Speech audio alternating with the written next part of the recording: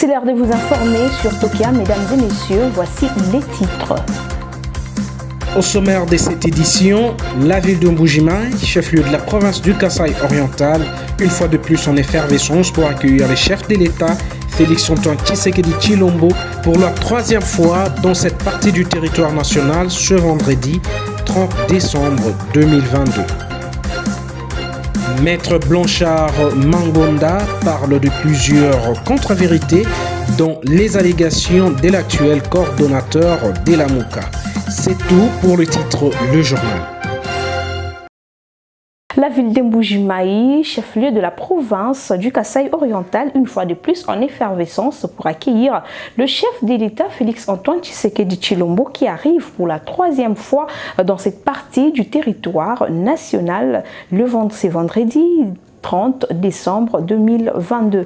Le premier des Congolais vient fêter le nouvel an avec la population kassaïenne. Les mobiles de sa visite est celui de réaliser la promesse faite à ses habitants lors des 100 séjours en octobre dernier à l'occasion de la clôture de la 8e édition du Forum d'affaires Makutano. Nous sommes au rond-point Bakwadianga, dans la province du Kasaï oriental. Unanimement, la population est mobilisée pour accueillir le président de la République, Félix-Antoine Tshisekedi Tshilombo, qui arrive pour la troisième fois dans cette partie du pays, déjà ce vendredi 30 décembre 2022. On rappelle, le président de la République arrive dans cette partie du pays pour la troisième fois. Il faut savoir qu'après son itinérance en décembre 2021, le président de la République était ici encore en octobre dernier pour le forum Makutano. Déjà, tout le monde est debout. Tout de suite, vous allez suivre le point de vue de la population qui est contente d'accueillir l'office du terroir qui arrive pour la troisième fois dans cette partie du pays. Son arrivée nous fera la joie et nous sommes toujours satisfaits parce que lorsque le président vient ici, il vient pour contrôler autre chose.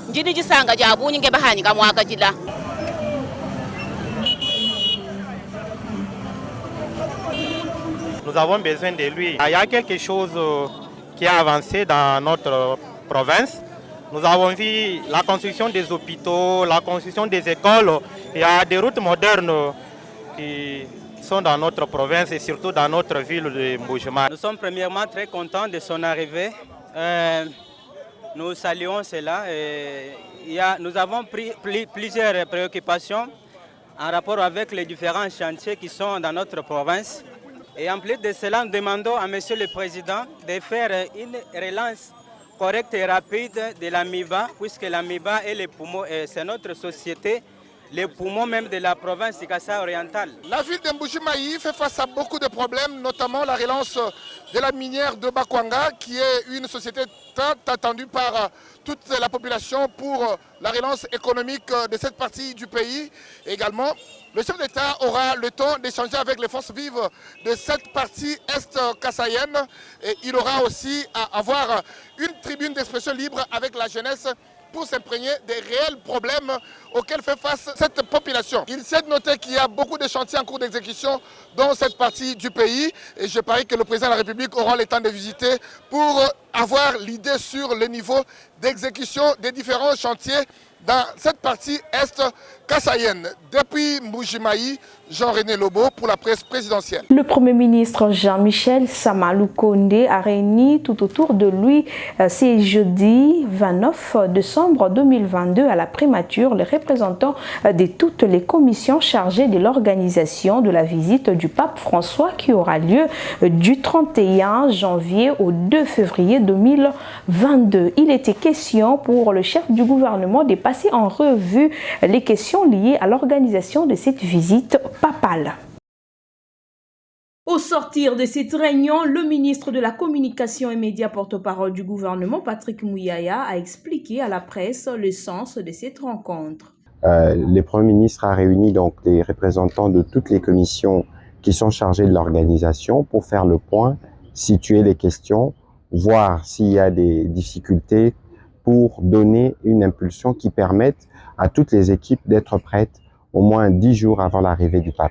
Et c'est une réunion qui nous a permis à la fois d'être informés de ce qui s'est fait sur le terrain à travers Monsieur Josy Noël, qui est l'ingénieur qui prépare l'aménagement du site principal Ndolo, mais qui nous a permis aussi de savoir quelles sont les dispositions qui sont prises au niveau de la santé, au niveau des infrastructures, mais aussi à la présidence de la République, parce que comme vous le savez, l'EPAP, c'est l'invité du président de la République, et voir dans quelle mesure on pourra, notamment dans le cadre de la communication, préparer cet événement qui sera historique à plus d'un titre pour notre pays.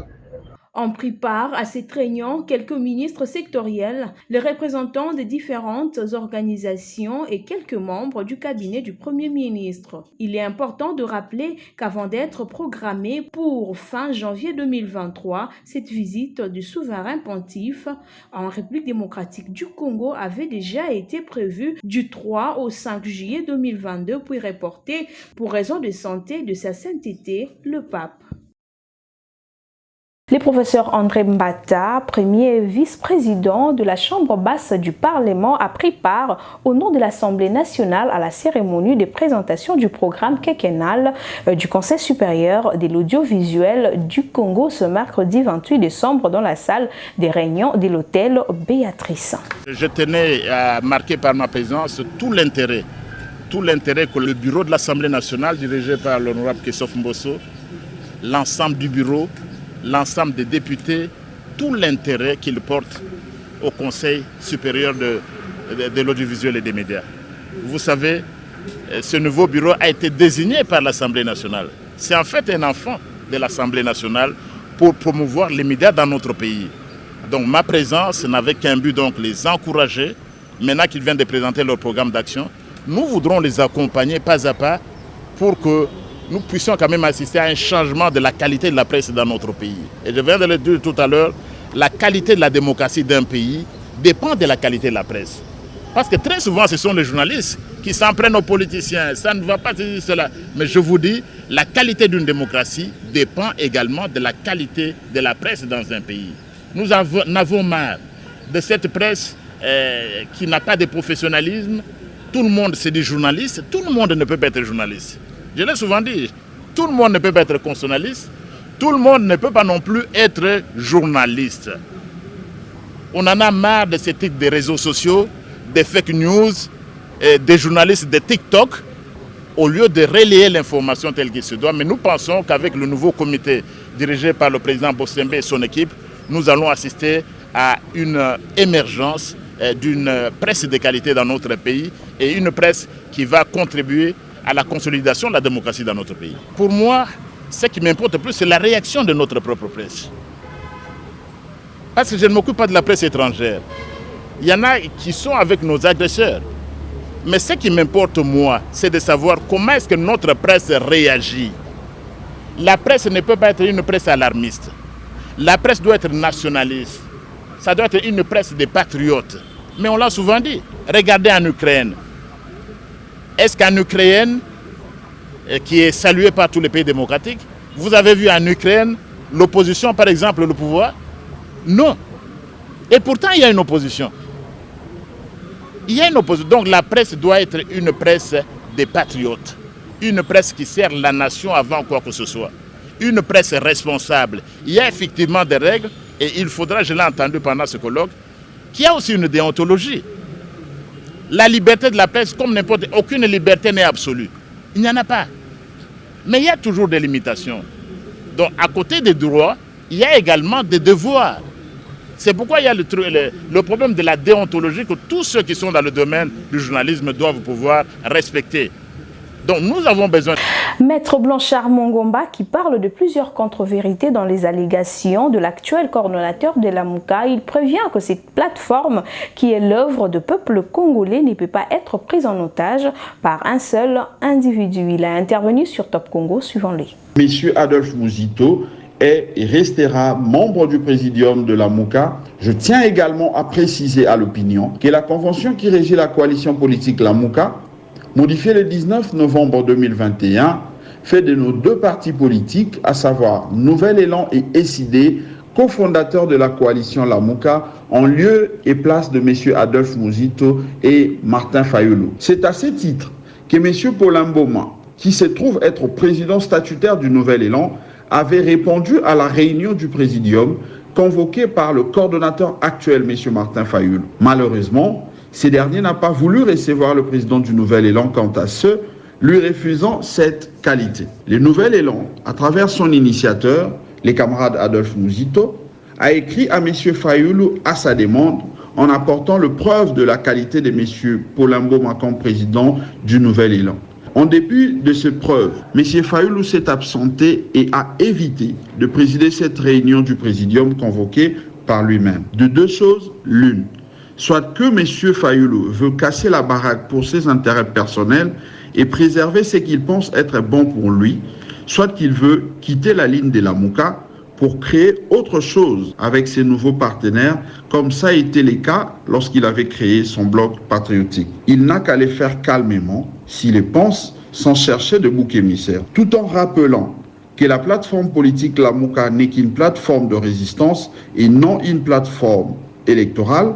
Je confirme que le Nouvel Élan reste et demeurera membre cofondateur de la coalition politique La Mouka. Nous attendons de M. Martin Fayoulou, coordonnateur de La Mouka, une nouvelle convocation du présidium pour nous permettre de répartir sur de bonnes bases. Les Nouvel Élan n'entend donc pas laisser de l'espace ou l'occasion à qui que ce soit pour s'accaparer de La Mouka qui est une création du peuple souverain. La session du mois de mars s'est clôturée ce jeudi à l'Assemblée provinciale du Nord Ubangi pour Simon Balimo. Toutes les matières prévues dans le calendrier de la session de septembre ont été vidées. Clôture ce jeudi 29 décembre 2022 de la session ordinaire du mois de septembre à l'Assemblée provinciale du Nord Ubangi. C'est au Montagne Sekele de Gbadolité que cette cérémonie s'est déroulée en présence de plusieurs députés provinciaux ainsi que la population du Nord Ubangi. Dans son discours de clôture, Simon Balimo Bédois, président de cet organe de Luberon, a indiqué que toutes les matières prévues dans le calendrier de la session de septembre ont été vidées. Le numéro 1 de la première institution provinciale a en outre jeté de fleurs aux travaux qu'effectue la SNEL. Selon lui, depuis l'avènement de Maurice Ewango à la tête de la division de production et transport nord de la SNEL a su maîtriser la stabilité de la production du courant électrique de la centrale hydroélectrique de Moba Mbongo malgré les multiples difficultés auxquelles elle fait face. À cette même occasion, Simon Balimo Bédois a recommandé à l'exécutif provincial de mettre en œuvre dans un délai raisonnable le budget qui vient d'être adopté par les élus provinciaux. Au plan structurel, je note tout de même une avancée, mais à pas de tortue, des travaux réalisés sur la route nationale numéro 24 par l'Office de route. Les enquêtes parlementaires diligentées sur les axes Contakoli et Manico enseignent que beaucoup reste à faire. Quand cela me tient, j'encourage le directeur provincial et son équipe à travailler pour un résultat escompté en attendant les recommandations du rapport de la commission d'enquête y relative. Sachez que l'Assemblée provinciale du Nord Ubangi a adopté ce jeudi l'édit budgétaire pour l'exercice 2023 qui s'élève à 236 230 969 227 francs congolais. La séance Les présidents de l'Assemblée provinciale du Nord Ubangi demandent à la population de se faire enrôler massivement et ils demandent aussi au président de la CENI de prolonger la durée prévue pour l'enrôlement afin que la population du Nord Ubangi s'identifie normalement. Ignace Nieteveni. La CENI doit déployer beaucoup d'efforts pour que les chefs de centre qui traînent encore au niveau des centres, surtout pour le cas de Boussina, puissent regagner leur centre pour commencer effectivement l'opération. Puisque la CENI a donné 30 jours. Maintenant, nous sommes aujourd'hui les 28. L'opération n'a pas toujours commencé dans ces deux secteurs-là. Est-ce que la CENI va commencer à compter les jours à partir de la date où l'opération va effectivement commencer, ou bien elle va prendre serment les jours prévus. Les 30 jours étaient liés à cette augmentation des nombres de centres, alors que la CENI n'a pas respecté. Ça va entraîner des conséquences, puisque à l'époque de ses prédécesseurs, c'était 90 jours. Maintenant, c'est 30. Alors que l'ajout n'a pas été respecté. Donc, la CENI doit tenir compte de tout ça. Et comme j'ai dit précédemment, à défaut d'ajouter ces centres, que la CENI puisse rallonger les jours pour permettre à toute la population de la province du Nord Ubangi de se faire enrôler. Pour le moment, nous sensibilisons la population pour s'enrôler. En tout cas, la population doit s'enrôler afin que chacune d'elles puisse avoir sa carte pour permettre à celle-ci de voter le jour de l'élection. La population du Nord Ubangi est aussi appelée à s'enrôler massivement pour donner une majorité absolue au prochain scrutin prévu en 2023. Ces messages est d'Israël Nkonde, fédéral du mouvement de la solidarité pour le changement. En cette période où les opérations de la révision du fichier électoral se déroulent dans les Nord Ubangi, le MC Mouvement de la solidarité pour le changement s'est lancé dans une sensibilisation sans précédent de la population par un enrôlement massif. Ismaël Kondokonde, chargé d'implantation au sein du MC, a peint les tableaux sombres de déroulement de ces opérations débutées le 24 décembre dernier. Occasion pour ces cadres du parti cher à Laurent Batoumona, dans les Nord Ubangi, d'inviter le bureau national de la CENI, dirigé par Denis Kadima, à prolonger la durée d'identification et enrôlement des électeurs pour permettre à la population à s'enrôler massivement. Au moni calcul to Saliwana, il y a 30 jours pour 747 900 enrôlés. Ce qui machine les 554 qui ont démarré, nous sont les mêmes le 24. Aujourd'hui, nous sommes à 4e jour. Surtout commis de 6h à 17h, sur 45 enrôlés par jour, sur 4 jours, nous sommes à 9 970, donc 720 enrôlés. Nous avons 9 720 enrôlés. Les lots à 17h, nous sommes au Kanga. Mais, nous sommes à 554 qui ont ouvert une opérationnalité. C'est-à-dire que tu as une régression. Pour Ismaël Kondokonde, le Nord Ubangi est prêt à faire au chef de l'État, Félix Antoine Tshisekedi Tshilombo, la majorité des voix aux prochaines élections car ses œuvres sont visibles dans le Nord Ubangi. Papa maman beaucoup misa kombo na bino bozwa carte ya mapona. Carte wana ezali kaka pona ko voter. Mais ezali aussi pona bino ko permettre sécurité na bino. De Nord Ubangi ko bana ya koma. Derrière Fatibeto. Patrick Mouzitou, cadre du Nouvel Élan, parti cher à l'ancien Premier ministre Adolphe Mouzitou, est allé s'enrôler au village Kibunda et Kiyunda dans les territoires du Ngongo, dans la province du Kwilu. Patrick Mouzitou a profité de cette occasion pour sensibiliser la population d'aller s'enrôler massivement.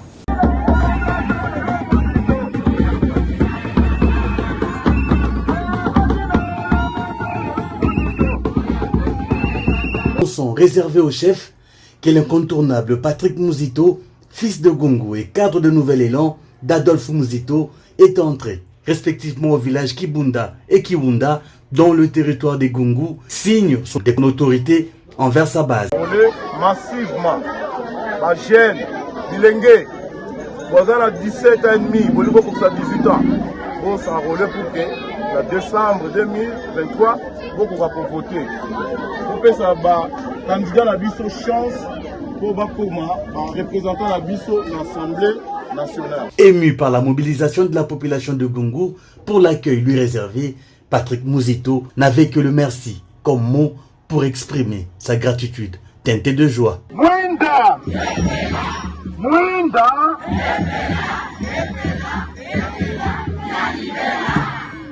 Adolphe Mouzitou Fumupa.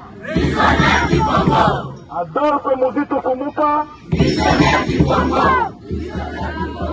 Missionnaire du Congo. L'homme des chiffres. Dans ce pays, il y a solo ndenge boza mobilisé. Dans ce pays, l'accueil où ils sont chaleureux. Dans un message, ils ont toujours que soyez pour se faire enrôler.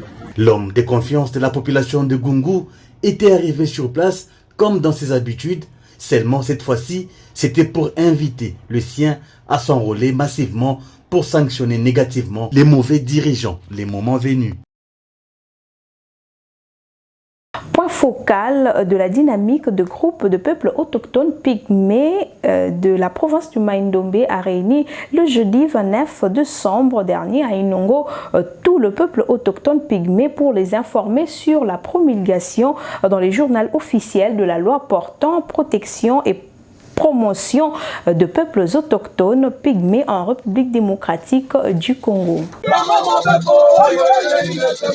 C'est au cours d'un point de presse que le point focal de la dynamique des groupes des peuples autochtones pygmées de la province du Mai-Ndombe a apporté le message aux peuples autochtones pygmées de la province du Mai-Ndombe vivant dans la ville d'Inongo sur la promulgation de la loi portant protection et promotion des droits des peuples autochtones pygmées en République démocratique du Congo. Pour Henri Belanga, cette loi vient d'encourager les peuples autochtones pygmées de la République démocratique du Congo sur leurs droits qui étaient bafoués par certains ignorants ainsi que les gens de mauvaise foi. Cette loi reconnaît d'abord leur citoyenneté, leur dignité. Ils vont bénéficier des soins comme tous les autres citoyens de la République démocratique du Congo. Ils seront bien reconnus pour ce qui est des forêts communautaires. Ils ont profité aussi les dividendes qui viendront de ces ressources naturelles. L'enfant est né, il est né pour grandir, pour bénéficier de tout encadrement. Et le président de la République, s'il a signé, parce qu'il sait bien sûr qu'il va aussi porter aide à ce peuple autochtone qui n'ont pas été oubliés par le président de la République. Ils doivent s'attendre à beaucoup de changements. Les peuples autochtones pygmées dans la ville d'Inongo ont par la même occasion salué l'avènement de cette loi et espèrent vivre comme les Bantous.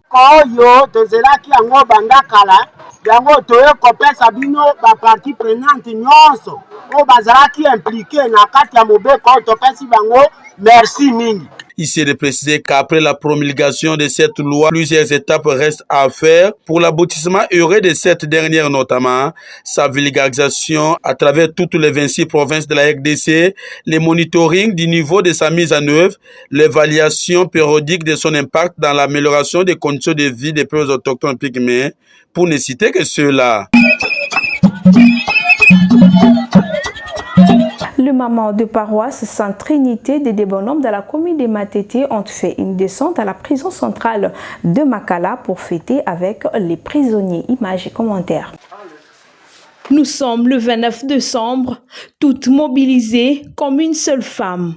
Pain en main, partage du sucre, savon, sel, tout ça pour rendre les sourires en cette fin d'année aux prisonniers prison centrale de Makala à Kinshasa en République démocratique du Congo.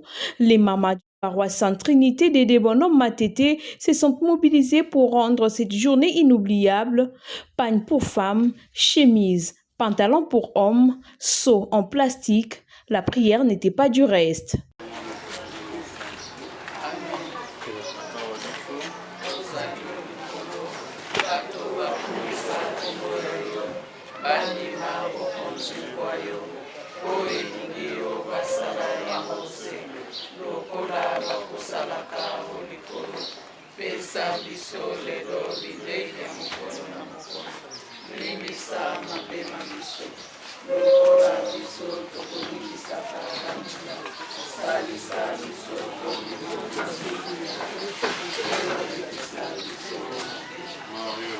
Tout est fin prêt, la direction, la commune de Selembaou, où tous les prisonniers les attendent dans l'expectative.